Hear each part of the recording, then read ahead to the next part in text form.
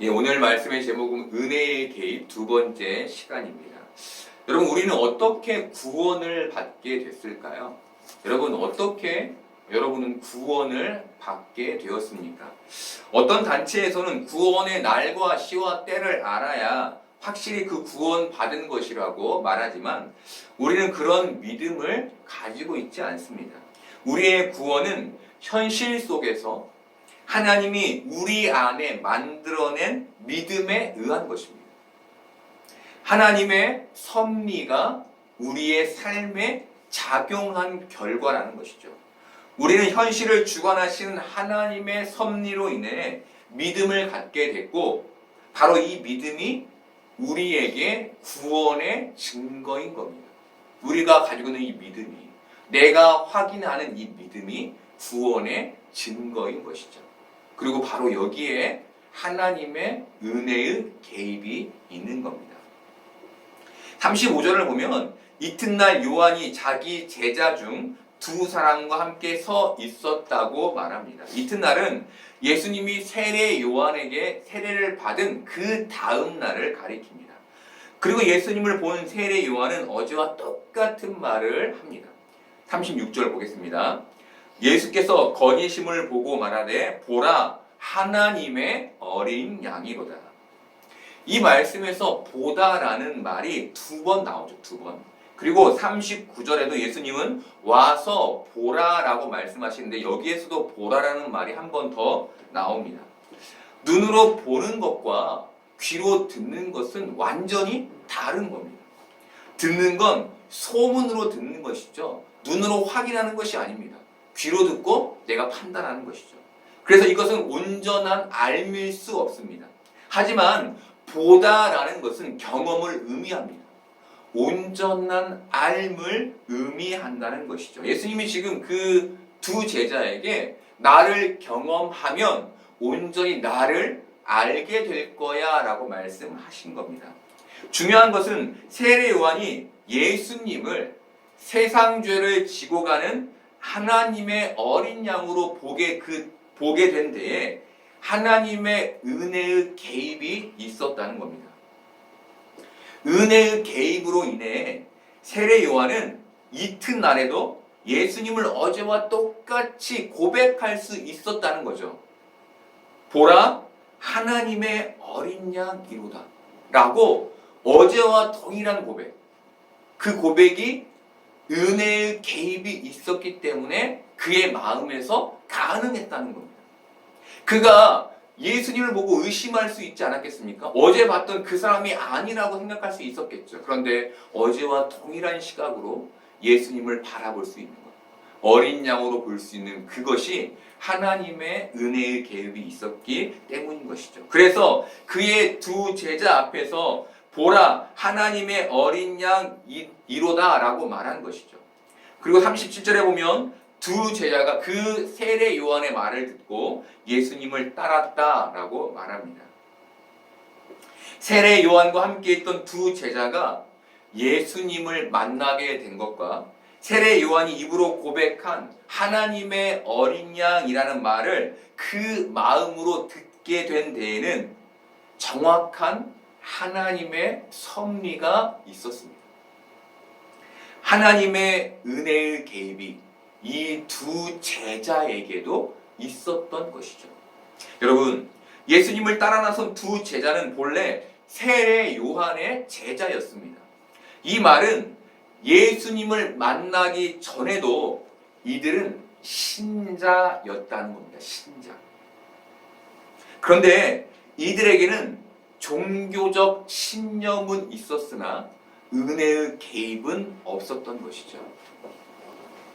여러분, 대단히 중요한 부분입니다. 왜냐하면 교회에 다녀도 은혜의 개입이 없으면 종교적 신념에 머무는 신자일 수 있음을 의미하기 때문이죠.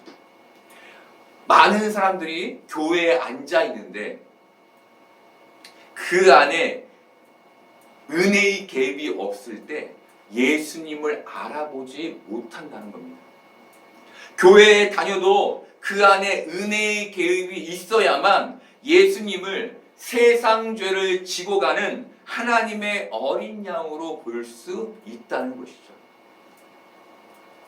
은혜의 개입이 없으면 그 누구도 예수님을 종교적 지도자 이상으로 볼 수 없는 겁니다. 여러분, 우리 주위에도 참 많은 종교적 지도자가 있고 리더들이 있죠. 훌륭한 인품과 훌륭한 성품과 훌륭한 삶을 가지고 있는 사람들이 있습니다. 하지만 우리가 그들을 훌륭한 지도자라고는 보지만 그를 세상죄를 지고 가는 어린 양으로 보진 않죠. 그렇죠? 마찬가지인 거예요. 은혜의 개입이 있어야만 예수님을 예수님으로 알아볼 수 있게 되는 겁니다. 신약 시대를 살던 종교인으로 대표적인 사람은 바리새인들입니다. 이들은 율법을 지키면, 요즘 말로 신앙생활을 잘하면 복을 받게 될 것이라고 믿었습니다. 이들의 종교적 신념 가운데 있었던 것이죠. 내가 열심을 피워서 저 하늘에 있는 신의 마음에 들면 저 신이 나를 축복할 거야 라는 종교적 신념 가운데 있었다는 겁니다. 요한복음 3장에는 니고데모의 이야기가 나옵니다. 요한복음 3장 1절에서 요한은 니고데모를 바리새인으로 소개합니다. 그가 종교적 신념을 갖고 살던 사람이었다는 것이죠. 그런데 니고데모는 생명의 문제를 가지고 밤에 예수님을 찾아옵니다. 그걸 해결하고 싶어서. 예수님은 니고데모에게 진실로 진실로 내가 거듭나지 아니하면 하나님 나라를 볼 수 없다라고 말씀하셨고, 또 진실로 진실로 내가 물과 성령으로 나지 아니하면 하나님 나라에 들어갈 수 없다라고 말씀하셨습니다. 이 말씀에서 물은 세례 요한이 베풀던 물 세례를 가리킵니다. 물 세례의 의미는 회개이죠, 회개. 즉 물이 회개의 마음을 가리키는 겁니다. 예수님은 바리새인인 니고데모에게 물 세례를 언급하신 이유는 바리새인들에게 회개의 마음이 없었기 때문이었던 것이죠. 그들은 자신의 의, 자신이 쌓는 의, 율법에 맞게 사는 그 의에 만족하며 그것으로 자신들이 복을 받을 것이라고 생각했고, 그래서 자신은 죄인이 아니라고 생각했던 것이죠. 그래서 그들 안에 회개의 마음, 죄인된 마음이 없었던 겁니다. 종합해 보면 예수님은 니고데모에게 회개의 마음으로 예수님께 나와 성령 세례를 받지 않으면 하나님 나라를 볼 수도 없고 들어갈 수도 없다고 말씀하신 겁니다. 그렇게 거듭나야만, 그렇게 영적으로 새롭게 태어나야만 하나님 나라를 볼 수 있고 또 들어갈 수 있다는 것이죠. 여러분, 이것은 현실을 주관하시는 하나님의 섭리와 그 은혜의 개입이 아니면 결코 인간 스스로 가질 수 없는 마음입니다. 은혜의 개입이 있었기 때문에 갖게 된 마음이라는 것이죠. 성경 후에 니고데모가 예수님의 시체를 장례했다고 말합니다. 그리고 전승에는 그가 예수님의 제자가 되어 다른 제자처럼 순교했다고 알려집니다. 그가 그 사건 이후로 은혜의 개입으로 말미암아 거듭난 자가 됐다는 것이죠. 한 종교인에 지나지 않았던 그 사람이 하나님의 은혜의 베푸심으로 인해 구원에 이르게 됐다는 겁니다. 여러분, 바로 이 자리가 우리가 걸어온 자리라는 거예요. 지금 우리가 하나님의 은혜의 개입, 하나님의 은혜의 베푸심에 의해 예수 그리스도를 어린 양으로 바라보고 지금 이 자리에 믿음으로 앉아 있게 됐다는 겁니다. 여러분, 얼마나 큰 은혜입니까? 예수님께서 예수님을 따르게 된 두 제자에게 가장 처음 하신 말씀은 무엇을 구하느냐였습니다. 무엇을 구하느냐. 너희가 대체 나를 따르려는 이유가 무엇이냐는 겁니다. 그렇다면 예수님은 왜 이 두 제자에게 이걸 물으신 걸까요? 제자의 길이란 무엇을 얻으려는 길이 아닌 예수님을 따르는 것임을 알려주시기 위해서였습니다. 대부분의 사람들은 돈과 명예와 출세와 불치병의 치료라는 기적을 얻기 위해, 그걸 잡기 위해 신앙생활을 시작합니다. 무엇인가를 내가 얻어서 새로운 삶을 살기 위해, 현실에서 살기 위해 신앙생활을 시작한다는 것이죠. 이것은 따름의 신앙이 아닌 이용의 신앙입니다. 여러분, 되게 중요한 거죠. 내가 지금 따름의 신앙인지 이용의 신앙인지를 볼 필요가 있는 거예요. 예수님은 지금 이 두 제자에게 너희가 따름의 신앙인지 이용의 신앙인지, 나를 이용해 먹으려는 것인지를 알아보시기 위해 물으신 거예요. 그런데 이 무엇을 구하느냐는 예수님의 질문에 이 제자가 뭐라고 답합니까? 랍비여, 어디 계시오니이까? 랍비는 선생이라는 뜻입니다. 이 당시에는 자신이 스승으로 모시고 싶은 랍비의 집을 방문하는 게 문화였습니다. 가서 방문하여서 나는 당신의 제자가 되고 싶습니다라고 묻고 거기에 응답을 받는 것이 문화였던 것이죠. 이것은 이들이 예수님을 따르기는 원했지만 아직 예수님을 메시아로 인식하고 있지는 못했음을 의미합니다. 랍비로서, 선생으로서 따르고 싶었던 것이죠. 그런데 이때 예수님은 제자들에게 와서 보라라고 말씀하십니다. 그리고 성경은 그러므로 그들이 가서 계신 데를 보고 그날 함께 거하니 때가 10시쯤 되었더라라고 말해줍니다. 여러분, 제자들이 예수님을 따라 함께 거했다는 것은 예수님을 경험했고 예수님과 교제했다는 의미입니다.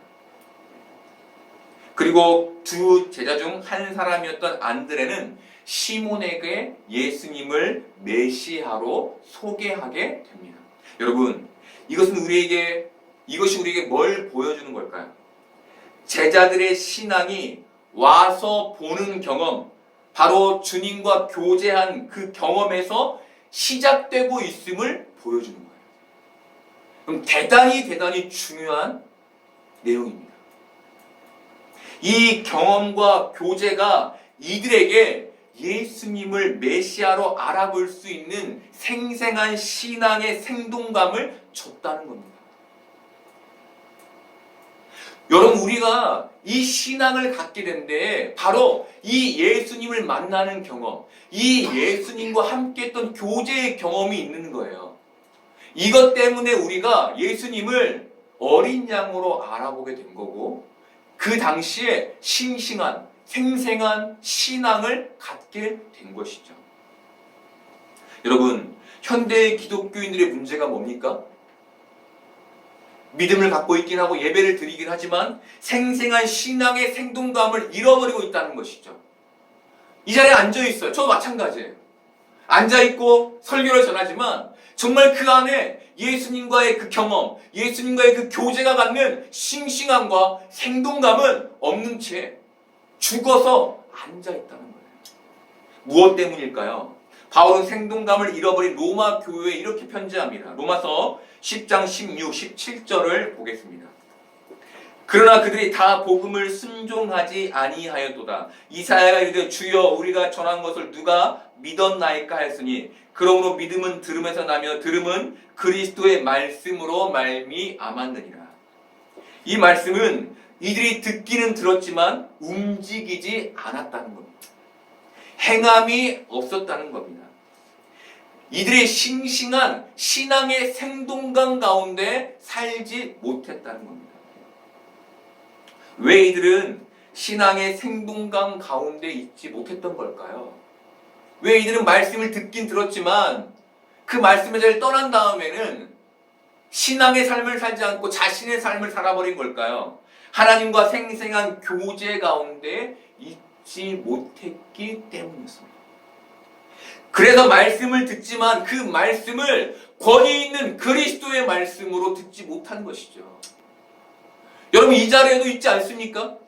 말씀을 듣지만 이 말씀을 권위 있는 그리스도의 말씀으로 듣지 않고 여기에서 듣고 흘려버리는 사람들이 있지 않습니까? 왜 때문입니까? 우리가 하나님과 싱싱한 생생한 교제를 매일매일 이루고 있지 못하기 때문인 것이죠. 이런 이유에서 바울이 믿음은 들음에서 나며 들음은 그리스도의 말씀으로 말미암았느니라 라고 말한 겁니다. 여러분, 신앙은 예수님에 대한 생생한 경험으로 시작됩니다. 우리도 그랬죠. 예수님에 대한 경험이 우리로 하여금 신앙을 갖게 하지 않았습니까? 하지만 여기에서 끝나는 게 아닌 거예요. 그분과 끊임없는 교제가 이루어져야만 이 땅에서 믿음을 가지고 살아갈 수 있는 겁니다. 그래야만 형식적인 종교인에서 벗어나 진짜 그리스도인의 삶을 살아갈 수 있는 것이죠. 그래야만 이 땅에서 싱싱한 신앙의 경험을 할 수 있는 겁니다. 그 경험, 예수님과의 교제가 뒷받침된 삶이어야만 하나님의 말씀이 들리는, 귀로 들리고 마음으로 얻게 되는 그 믿음의 삶을 살 수 있게 되는 것이죠. 여러분, 이것이 우리에게 생생한 교제, 생생한 경험이 유지되어야 하는 이유인 겁니다. 그렇다면 왜 사도 요한은 때가 10시쯤 되었더라 라는 말을 덧붙인 걸까요? 굳이 필요 없잖아요. 그와 함께 거하였더라 라고 말하면 되는데 왜 때가 10시쯤 되었더라 라고 말한 걸까요? 왜 이렇게 정확한 시간을 언급한 걸까요? 구약에서 10은 완전수입니다. 완전수. 사도 요한이 하나님의 섭리 안에서 두 제자가 완벽한 타이밍에 예수님을 만나 교제했다는 사실을 알려주는 거예요. 이것이 한치의 오차도 없는 하나님의 계획이었음을 독자들에게 말해주는 겁니다. 너희가 지금 믿음을 갖고 있지? 맞아. 그 믿음은 하나님이 너희에게 가지고 계신 그 한치의 오차도 없는 섭리로 인해 너희 안에 생기게 된 거야. 바로 은혜 때문에 그 얘기를 해 주는 겁니다. 여러분, 설교를 시작하면 여러분에게 구원을 어떻게 받게 됐는지를 물었습니다. 여러분, 우리의 구원은 한치의 오차도 없는 하나님의 섭리, 모든 사람이 각자 다른 환경과 상황에 있는데 그 각각의 다른 삶에 각각 다르게 임하신 그 하나님의 은혜에 의해 우리가 갖게 된 것이죠. 그래서 우리가 지금 각자 다른 삶, 각자 다른 생각, 각자 다른 모습인데도 불구하고 이 자리에 함께 앉아 있는 겁니다. 그래서 어떤 사람은 병상에서, 어떤 이는 고난 속에서, 또 어떤 이는 관계의 어려움과 죄의 두려움과 눌림 속에서 예수님을 만나게 됐던 것이죠. 모두가 다른 환경에서 예수님을 만나게 됐다니까요. 여러분, 은혜가 아니면 설명할 수 없는 거예요. 은혜가 아니면. 왜 이것이 은혜가 아니면 설명할 수 없을까요? 나와 비슷한 상황에 놓인 사람이지만 나와 같이 믿음을 갖게 되는 일이 일어나지 않기 때문이죠. 같이 병상에 누워있는데 나는 믿어요. 나는 믿음을 갖게 됐어요. 그런데 저기 아픈 사람은 믿음을 안 가져요. 논리적으로 설명할 수 없는 거예요. 그래서 우리의 믿음과 구원을 하나님의 역사, 하나님의 섭리, 은혜의 개입으로밖에 설명할 수 없는 겁니다. 우리는 바로 이 은혜의 개입이라는 기적, 이 기적으로 인해 이 자리에 앉아있는 은혜 받은 사람들인 거예요. 여러분, 우리는 지금 상황과 형편이 어떻건 간에 은혜 받은 사람이에요. 은혜. 하나님, 저에게 은혜를 주세요. 은혜를 주세요. 더 은혜가 어디 있어요? 구원받은 은혜 외에.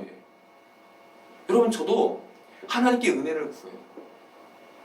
이 목회를 하는데 좀 더 나은 목회를 하게 해달라고. 근데 자꾸 제 마음이 어떤 마음이 드냐면 욕심이라는 생각이 들어요. 여러분, 구원의 은혜로 충분한 거예요. 저는 예전에 하나님, 나에게 왜 이 병을 주셨습니까? 라고 물었고 고민했습니다. 왜 저에게? 저렇게 나쁜 사람 많잖아요, 세상에. 저 사람들은 건강한데 왜 착하게 산 저에게 이런 병을 주셨습니까? 그리고 저는 이것이 나에게 믿음을 주시기 위함이라고 결론 짓게 됐습니다. 그런데 이 결론에도 불구하고 여전히 제 삶에는 여러 위기와 어려움이 계속되고 있습니다. 하지만 이제는 이런 어려움의 이유를 하나님께 묻지 않습니다. 대신 제게 주신 이 삶을 최선을 다해 신앙으로 살아내려고 애씁니다. 하나님께 묻고 듣는 교제를 하기 위해 애씁니다. 이것이 구원의 은혜를 받은 사람의 삶이라고 믿기 때문입니다. 여러분, 지금 고난 속에 계십니까? 왜 하나님이 우리에게 이런 고난을 주셨는지, 왜 나에게 이렇게 하시는지, 여러분, 그 고민이 끝나셨다면 더 이상 하나님께 왜 제게 이런 고난을 주십니까? 라고 묻지 말고 최선을 다해 신앙으로 이 땅을 살기를 바랍니다. 그 고난 속에서도 늘 하나님과 교제하며 그분을 경험하며 살기를 바랍니다. 이게 풍성한 은혜를 주신 나의 하나님께 드릴 믿음의 모습인 겁니다. 두 제자 중 안드레는 자기의 형제 시몬을 찾아가 우리가 메시아를 만났다라고 말합니다. 메시아는 기름 부음을 받은 자라는 의미인데, 이 기름 부음은 제사장, 왕, 선지자에게 행해지던 것이었습니다. 그런데 이 메시아라는 말은 그 당시 사람들에게 말세의 구원자, 하나님의 아들, 하나님의 종이라는 의미로도 이해되었습니다. 예수님을 직접 경험한 안드레는 예수님을 랍비에서 메시아, 말세의 구원자로 깨닫게 된 겁니다. 그래서 안드레가 시몬을 데리고 예수님께 온 것이죠. 그렇다면 왜 안드레는 시몬을 예수님께 데려가려고 한 걸까요? 그리고 왜 시몬은 안드레의 말만 듣고 예수님을 찾아가게 된 걸까요? 이건 역시 하나님의 놀라운 섭리, 은혜의 개입으로밖에 설명할 수 없는 겁니다. 여러분, 한 사람에게 복음을 전합니다. 그 사람이 복음을 거부하긴 하지만 그 복음을 듣고 따라오는 경우가 있죠. 여러분, 나의 힘입니까? 나의 말주변입니까? 아닌 것이죠. 은혜의 개입인 겁니다. 은혜의 개입. 하나님의 섭리와 하나님의 작정이 나를 통해 그 사람에게 이루어진 것이고, 하나님께서 그 사람의 마음과 그 사람의 논리와 그 사람의 이성을 무너뜨리심으로 그 일을 이루어 내신 것이죠. 그 일이 바로 우리에게 일어난 것이고 지금도 세상에서 일어나고 있는 겁니다. 예수님은 42절에서 시몬에게 이렇게 말씀하십니다. 네가 요한의 아들 시몬이니 장차 게바라 하리라 하시니, 게바는 번역하면 베드로라. 말씀에서 요한은 하나님의 선물이라는 뜻이고, 시온은 히브리어로 듣는다라는 뜻입니다. 그리고 게바는 반석이라는 뜻입니다. 연결해서 해석해 보면 하나님의 선물, 은혜의 개입. 바울은 은혜를 하나님의 선물이라고 말하죠. 이 은혜의 개입으로 예수님의 말씀을 들은 자, 그 말씀을 마음으로 받아들인 자는 반석의 삶, 거듭남의 삶, 새 생명의 삶을 살게 된다는 겁니다. 게바, 여러분, 새 이름이죠. 새 생명, 새 이름으로 살게 되는 축복을 받게 되는 게 거듭남인 겁니다. 후에 베드로는 주는 그리스도시요 살아계신 하나님의 아들이십니다라고 고백합니다. 그리고 예수님은 이 신앙의 고백 위에 내가 교회를 세우겠다라고 말씀하셨습니다. 그리고 지금 우리는 이 신앙의 고백 위에 세워진 교회가 되어 있죠. 그렇죠. 우리는 믿음으로 예수 그리스도를 살아계신 하나님 아들이라고 고백했고, 이 고백 위에 우리는 지금 교회가 되어 있는 겁니다. 하나님의 풍성한 은혜가 우리를 교회 되게 한 것이죠. 여러분, 지금 우리가 복귀하고 회복해야 할 게 뭘까요? 하나님이 내 삶에 첫 은혜의 개입을 이루었을 때의 그 풍성한 은혜입니다. 여러분, 고난은 각기 다른 모양으로 우리의 삶에 존재합니다. 이 고난은 우리가 죽을 때까지 우리를 떠나지 않습니다. 그런데 우리는 이 고난에 숨겨져 있던 그 하나님의 섭리, 그 은혜의 개입으로 믿음을 갖게 된 사람들입니다. 고난이 축복이 된 사람들인 것이죠. 우리에겐 고난이 저주가 아니었어요. 왜? 그 고난 속에서 비로소 예수님을 세상 죄를 지고 가는 하나님의 어린 양으로 알아보게 됐기 때문이죠. 그래서 우리는 이 고난의 현실 속에서도 그 구원의 은혜에 감사하며 최선을 다해 믿음의 생활을, 신앙생활을 이어가야 하는 겁니다. 그 풍성한 은혜를 계속해서 유지하며, 사람들이 현실에서 잘 되는 것, 크게 성공하는 것을 은혜라고 말합니다. 네, 이것은 하나님의 은혜가 맞아요.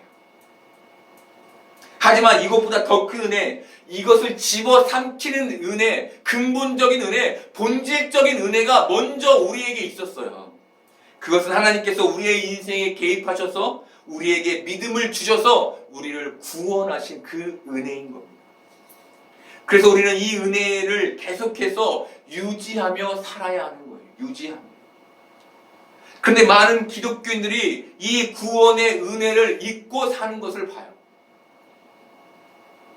이들은 세상 사람처럼 고난 속에서 불평하고 불안해하고 낙심하고 사람들을 의지합니다.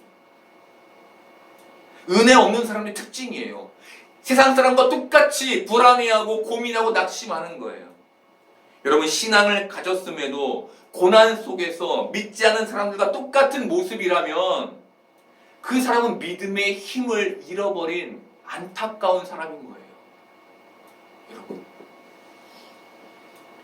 여러분, 저는 한동안 저의 인생을 고쳐내지 못하는 하나님과 또 우리의 인생을 고쳐내지 못하는 하나님께 실망한 적이 있었습니다. 하나님! 당신께 이렇게 부르짖는데 왜 당신은 응답하시지 않고 성공으로 인도하시지 않고 우리를 왜 이 모양 이 꼴로 내버려 두십니까? 라고 실망한 적이 있었어요. 그런데 지금은 아니에요. 이미 하나님이 저에게 주신 은혜로 저는 족합니다. 여러분, 우리가 이 믿음과 구원이라는 은혜의 반석 위에서 현실을 버텨낼 때 하나님은 그 반석 위에 교회인 우리를 단단히 세워 가실 겁니다.